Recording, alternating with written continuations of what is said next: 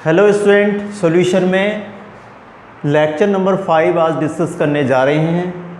आज हमने पढ़ना है ideal and non ideal solution. Ideal non ideal solution पढ़ने से पहले हमने देखना है कि यदि हम दो लिक्विड को, ये लिक्विड ए है और ये लिक्विड बी है, इन दोनों को जब मिक्स करके हम सॉल्यूशन बनाते हैं, इन दोनों को हमने मिक्स करके सॉल्यूशन बनाना है, तो देखो ए और बी, ए के बीच में क्या इंटरेक्शन, बी और बी के बीच में इंटरेक्शन है।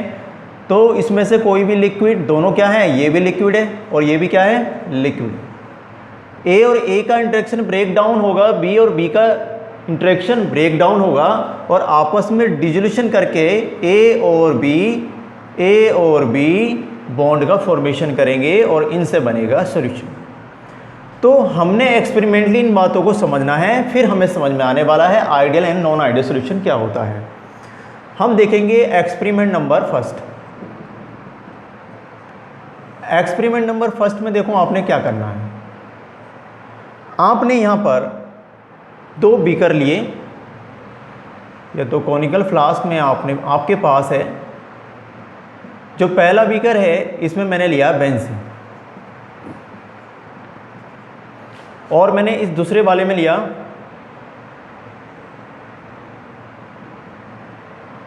टोलिन। ठीक है, अब दोनों लिक्विड को मिलाया।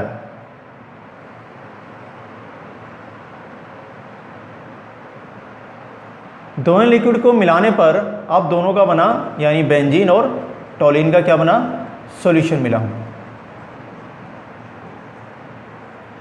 अब बेंजीन और टोलिन का जो सॉल्यूशन मिला है, हमने कुछ इसमें एक्सपेरिमेंटली देखा। यहाँ पे मान लो मैंने ये 5 ml ये लिया और 5 ml मैंने ये लिया। ओवरऑल हमने जब इसको मेज़र किया तो यहाँ पे हमें मिला 10 ml।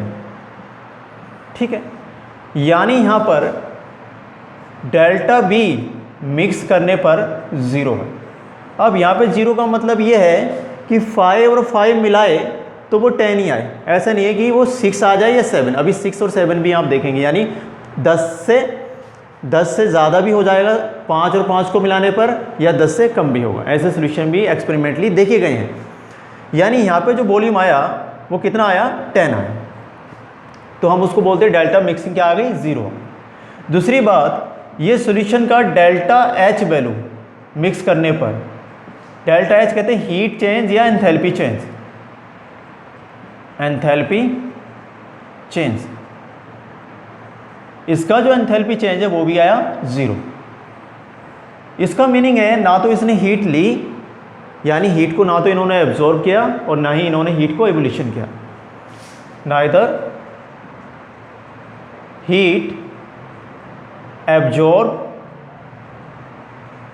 और नॉर एवोल्यूशन।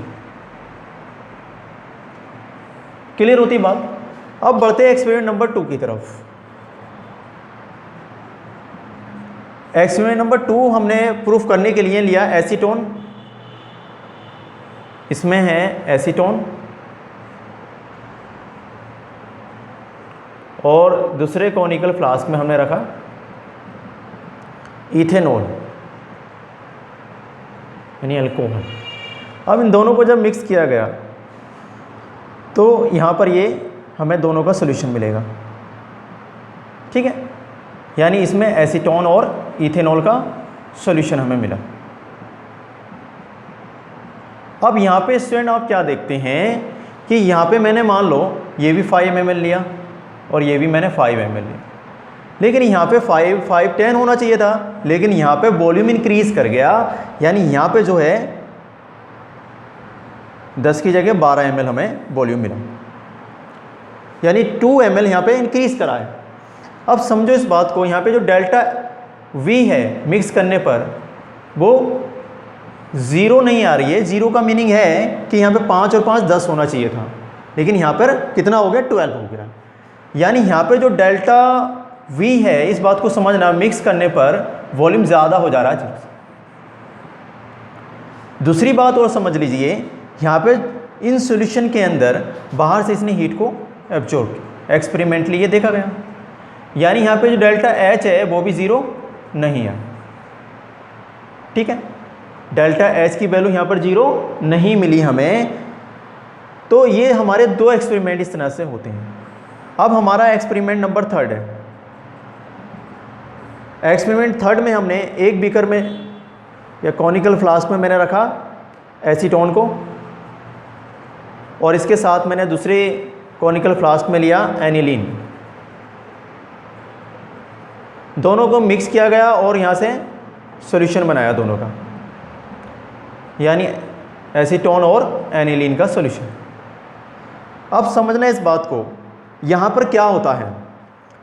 इस वाले में एक्सपेरिमेंट थर्ड में डेल्टा वी, यानी मैंने यहाँ पे 5 ml इसके लिए और 5 ml मैंने इसके लिए। अब 5 बनाने पर 10 नहीं हुआ यहाँ पे जो डेल्टा वी मिक्स करने पर 0 यहाँ पर भी नहीं आया। यानी यहाँ पे जो वैल्यू है वो 10 होने की बजाय कितनी हो गई, 8 ml मिला हमें। यानी 2 ml यहाँ पर क्या हो गया, डिक्रीज़ हो गया वॉल्यूम। 5 और 5 मिलाने पर 10 ml ना आकर 8 ml हमको यहाँ पर मिलता है। डेल्टा बी मिक्सिंग 0 नहीं होती है। और बता दें यहाँ पर डेल्टा एच की यानी डेल्टा एक्स मिक्सिंग भी यहाँ पर 0 नहीं आई। ओके, यानी इस सॉल्यूशन ने यहाँ पर हीट बाहर को रिलीज़ करी, है ना, और इस सॉल्यूशन ने एब्जॉर्ब करी हीट।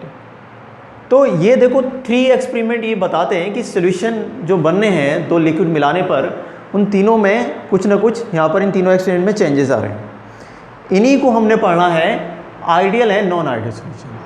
अब आइडियल सॉल्यूशन में जो आपको मैंने पहला एक्सपेरिमेंट बताया है, यानी डेल्टा बी मिक्सिंग 0 हो जाए जिसमें वो डेल्टा एच मिक्सिंग 0 हो जाए, समझना बात को। और भी आगे हम राउल्ट लॉ को बताएंगे। तो ये वाला जो एक्सपेरिमेंट नंबर फर्स्ट है ये बता रहा है किसको, आइडियल सॉल्यूशन को। ये वाला बताने वाला है आइडियल सॉल्यूशन को। और जो ये फॉलो नहीं कर रहे हैं, यानी डेल्टा बी मिक्सिंग 0 नहीं आई, डेल्टा एच मिक्सिंग 0 नहीं आई, तो ये बन जाएंगे आपके नॉन आइडियल सॉल्यूशन। ठीक है, इसको नोट कीजिए। फिर हम डिस्कस करने वाले हैं आइडियल सॉल्यूशन, फिर पढ़ेंगे हम नॉन आइडियल सॉल्यूशन।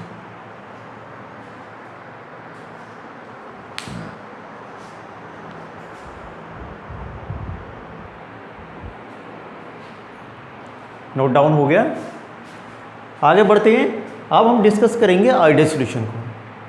देखो आइडियल सॉल्यूशन मैंने यहाँ पर बेंजीन लिक्विड लिया एंड टोलिन लिया।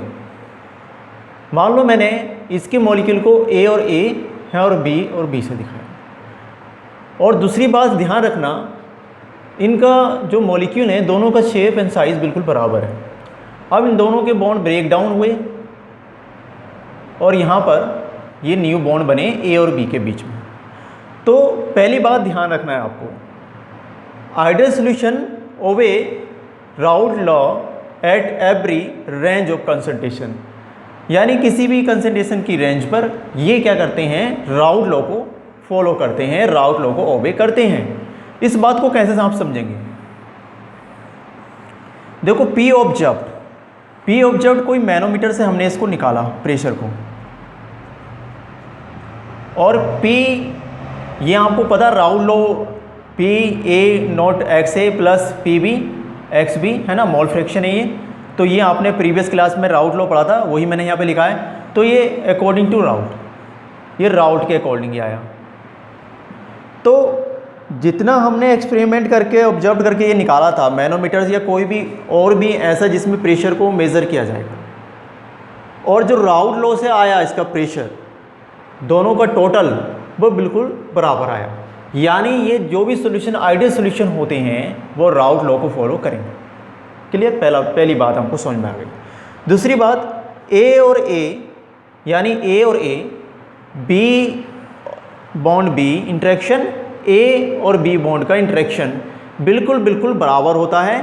अब इस बात को ऐसे समझना आप कि इसका शेप और साइज़, जैसे मैंने बेंजीन ली, तो बेंजीन आप देखो इस तरह से मैंने इसको सपोज ऐसे बना दिया बेंजीन को, एच मैंने यहाँ लगा दिया। और टोलिन देखो जरा, लगभग आपको एक जैसा दिखाई देगा शेप एंड साइज। तो इसका देखो शेप एंड साइज और इसका शेप एंड साइज आप देखो, है ना। तो शेप एंड साइज बराबर होने की वजह से यहाँ पे हमने कहा कि A bond A interaction, B bond B interaction, A B interaction should be same. ये identical shape, size and character को रखते हैं। अब देखो ऐसे जो सॉल्यूशन बनेंगे उनका डेल्टा एच मिक्सिंग यानी उनकी जो एंथैल्पी है वो क्या होगी, ज़ीरो। ज़ीरो का मीनिंग है कि नीदर हीट इज एब्जॉर्ब्ड और नॉर एब्जॉर्ब्ड, ना तो हीट को ये एब्जॉर्ब कर रहे हैं ना ही ये हीट को रिलीज कर रहे हैं। क्लियर। दूसरी, delta b mixing equal to zero. यहाँ पे मतलब 5 ml हमने ये लिया और यहाँ पे 5 ml हमने ये लिया, ठीक है। तो टोटल हमें कितना मिला, 10 ml। ना तो वॉल्यूम इसका कम हो रहा है ना ही वॉल्यूम बढ़ रहा है। तो total volume of solution is sum of component a component and b component, यानी दोनों के कंपोनेंट के बराबर है। दूसरी बात और यहाँ पर जो इसका वेपर प्रेशर देखो, इसका भी कुछ ना कुछ वेपर बनेगा और इसका भी वेपर बनेगा। और यहाँ पे जो ये एस्केप कर रहा है और ये वाला एस्केपिंग टेंडेंसी, यानी यहाँ पर जो एस्केपिंग टेंडेंसी है सॉल्यूशन की, एस्केपिंग टेंडेंसी क्या होगी, सेम है। एस्केपिंग टेंडेंसी भी जितनी यहाँ पर ए और बी की है और ए बी सॉल्यूशन की भी उतनी ही, यानी उतना ही उसका वेपर प्रेशर बनने वाला है यहाँ पर, ठीक है। तो सिंपल सा आपने राउट लॉ की डिफाइन करने के लिए पहला आइडियल सॉल्यूशन को डिफाइन करने हैं obey to Raoult law every range of concentration. दूसरा आपने बोलना है कि A B B and A B interaction बराबर होंगे क्योंकि identical shape, size and character को रखते हैं। नेक्स्ट आप बोलेंगे डेल्टा एच मिक्सिंग ज़ीरो, यानी इसका मीनिंग है कि ना तो वो हीट को एब्जॉर्ब कर रहे हैं ना ही वो हीट को रिलीज़ कर रहे हैं। डेल्टा बी मिक्सिंग ज़ीरो, ना तो वो वॉल्यूम को बढ़ा रहे हैं ना ही कम कर रहे हैं, यानी अगर हमने 5 ml मिलाया तो वो 10 ml ही आना चाहिए, ठीक है। राउट लॉ को फॉलो करने का मीनिंग फिर से मैं बता रहा हूँ कि यहाँ पे P हमने जो टोटल प्रेशर देखा, P टोटल जब हमने देखा मशीन से या किसी मैनोमीटर से, तो वो राउट लॉ के अकॉर्डिंग जब हमने इसको ऐड किया तो उतना ही आता है ऐसे सोल्यूशन का, ठीक है। आगे हम बताते हैं आपको कि इसके कितने एग्जाम्पल हो सकते हैं। देखो मैंने यहाँ पे लिखा एन हेक्सेन और एन हेप्टेन। तो देखो हेक्सेन और हेप्टेन का शेप लगभग आपको बराबर लगेगा, है ना। जैसे कि आप बनाते हैं इसकी स्ट्रक्चर को, तो देखो 1 2 3 4 5 6 और ये मैंने हाइड्रोजन, ठीक है। और आप बात करते हैं हेप्टेन की, तो 1 2 3 4 5 6 एंड 7। तो लगभग इनका शेप थोड़ा सा डिफरेंस है, बराबर होता है। तो ऐसे सारे सॉल्यूशन, जैसे क्लोरोबेंजीन ले लो आप, ब्रोमोबेंजीन ले लो, है ना। तो क्लोरोबेंजीन और ब्रोमोबेंजीन का शेप बराबर होगा, आप ऐसे चेक कर लेंगे क्लोरोबेंजीन और, तो एग्जाम्पल आते हैं एग्जाम में, इस तरह से आप पहचान लेंगे, शेप देख लेंगे, है ना। यानी ये देखो सेम है दोनों में। इथाइल में देखो इथाइल और इथाइल दोनों एक जैसे, ब्रोमाइड क्लोराइड, इस तरह से ब्यूटाइल देखो और ये ब्यूटाइल। तो शेप, कैरेक्टर, साइज आइडेंटिकल होने की वजह से ऐसा होता है और हम इसको पढ़ते हैं आइडियल सॉल्यूशन। अब आइडियल सॉल्यूशन में हमने वो ग्राफ देखना है, ग्राफ कैसे इसका बनता है इसको आप नोट कीजिए।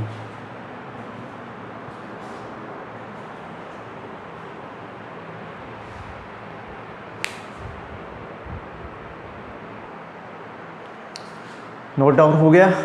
अब graphical representation of ideal solution. यहाँ पे हमने मोल फ्रैक्शन लिखे हैं, यहाँ पे ए के मोल फ्रैक्शन यहाँ पर 1 है और इधर की साइड मैंने 0 कर दिया है। और यहाँ पे एक्स बी यानी मोल फ्रैक्शन ऑफ बी यहाँ पर 1 है, यहाँ 0 और यहाँ पर 1, यानी इधर को ये इंक्रीज़ कर रहा है, ये इंक्रीज़ करते हुए दिखाया गया है, ये इधर को इंक्रीज़ कर रहा है। समझना बात, हम ये बीकर में ए और बी जो अभी हमने लिक्विड लिया था उसी के मोल फ्रैक्शन की, मैंने इसका मोल फ्रैक्शन बोला एक्स ए और इसका मैंने मोल फ्रैक्शन बोला एक्स बी, ठीक है। अब देखो बात को समझो इसको, यहाँ पे जो एक्स ए है वो 1 है और यहाँ पर क्या है 0, यानी 0 से 1 की तरफ बढ़ेगा मोल फ्रैक्शन।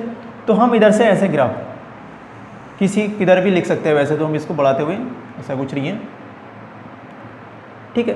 अब देखो कि यहाँ पर ये इसका PA नोट यहाँ है, ठीक, यानी इसको हम बोलेंगे PA equals to PA naught XA, ठीक। राउट लो से आता है, पढ़ाया आपने, बराबर होगा ये आइडियल सॉल्यूशन के लिए। अब देखो ध्यान से, यहाँ पे B के जो मोल फ्रैक्शन 0 से इधर 1, तो यहाँ से 0 है, तो यहाँ से चलेंगे ऐसे, और ये इधर को बढ़, ठीक है। यानी हम यहाँ पर क्या बोलेंगे, PB, ठीक। अब यहाँ पे आप लिखेंगे PB नोट और जीटा या XB, ठीक है। यानी ये बिल्कुल एक्सपेरिमेंटली ये ऑब्जर्व करके देखा गया, यहाँ पे ये ऑब्जर्व किया और ये राउल्ट के अकॉर्डिंग आया, ऐसे यहाँ पर ये ऑब्जर्व किया और ये राउल्ट के अकॉर्डिंग आया, बिल्कुल बराबर बराबर आ रहा है। अब P टोटल देखा गया, समझना बात। तो P टोटल जो है वो आएगा PA प्लस PB के, समझ रहे हैं बात को। यानी P total equals to PA क्या है हमारा, PA naught XA plus PB naught XB या जीटा B। यानी ये कोई मशीन से हमने या मैनोमीटर से प्रेशर को देखा, और ये जो हमने निकाला है राउल्ट अकॉर्डिंग टू राउल्ट, तो बिल्कुल बराबर बराबर आया। तो ऐसे सॉल्यूशन इस ग्राफ को फॉलो करते हैं, उनको हम क्या बोलेंगे, आइडियल सॉल्यूशन बोलेंगे, ठीक है। इस ग्राफ को हम बनाइए, फिर हम आगे हम पढ़ेंगे नॉन आइडियल सॉल्यूशन। आज की क्लास यहीं तक कंप्लीट करते हैं। नेक्स्ट लेक्चर हम उठाएंगे नॉन आइडियल सॉल्यूशन से, और नॉन आइडियल सॉल्यूशन भी दो तरह के होते हैं, एक पॉजिटिव डेविएशन राउल्ट लॉ से होते हैं और दूसरे negative deviation of Raoult law से होते हैं। Okay, thank you.